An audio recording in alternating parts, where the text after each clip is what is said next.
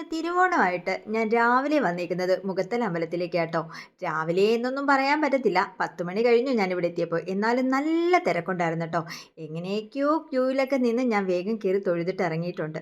ഇന്ന് നേരെ അമ്മയുടെ അടുത്താണ് പോകാനായിട്ടുള്ളത് കേട്ടോ. അമ്പലത്തിൻ്റെ വെളിയിൽ നല്ല വലിയൊരു അത്തപ്പൂക്കളമൊക്കെ ഇട്ട് വെച്ചിട്ടുണ്ടായിരുന്നു. കുറേ ആളുകൾ അവിടെ ഇന്ന് ഫോട്ടോസും ഒക്കെ എടുക്കുന്നുണ്ടായിരുന്നു. ഞാനും അതിൻ്റെ കൂടെ ഇന്ന് ഫോട്ടോസൊക്കെ എടുത്തിട്ടോ. നേരെ വീട്ടിൽ വന്നിട്ട് പുട്ടാണ് കേട്ടോ ഇന്നത്തെ രാവിലത്തെ ബ്രേക്ക്ഫാസ്റ്റ്. കടലക്കറിയും പഴവും ഞാൻ പുഴുങ്ങി വെച്ചിട്ടാണ് പോയത്. പപ്പടം വന്നിട്ട് വറുത്തു, പുട്ടും ഉണ്ടാക്കി കേട്ടോ. രാവിലെ ഈ ബ്രേക്ക്ഫാസ്റ്റ് കഴിച്ചിട്ട് നേരെ അമ്മയുടെ അടുത്തോട്ടാണ് പോകേണ്ടത്. ഇന്നത്തെ സദ്യ അവിടെ നിന്നാണ് കേട്ടോ.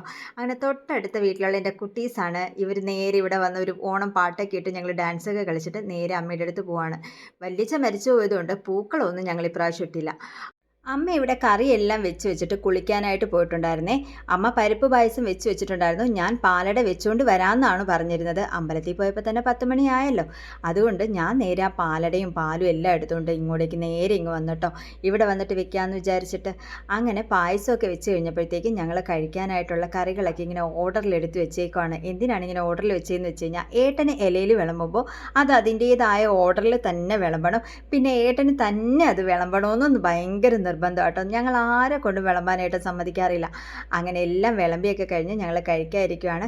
ഇന്നത്തെ സദ്യയ്ക്ക് ഞങ്ങൾക്ക് പച്ചടി, കിച്ചടി, അവിയൽ, തോരൻ, ഇഞ്ചി, നാരങ്ങ, മാങ്ങ, ഓലൻ, എരിശ്ശേരി, പിന്നെ 2 പായസം, പരിപ്പ്, സാമ്പാർ, പുളിശ്ശേരി, രസം, ഇത്രയായിരുന്നു കേട്ടോ ഉണ്ടായിരുന്നത്. നല്ല കിടിലൻ സദ്യയായിരുന്നു. സദ്യയൊക്കെ കഴിച്ചു കഴിഞ്ഞ് ഞങ്ങൾ നേരെ വന്നത് ഞങ്ങളുടെ കുഞ്ഞമ്മയുടെ അടുത്തോട്ടാട്ടോ.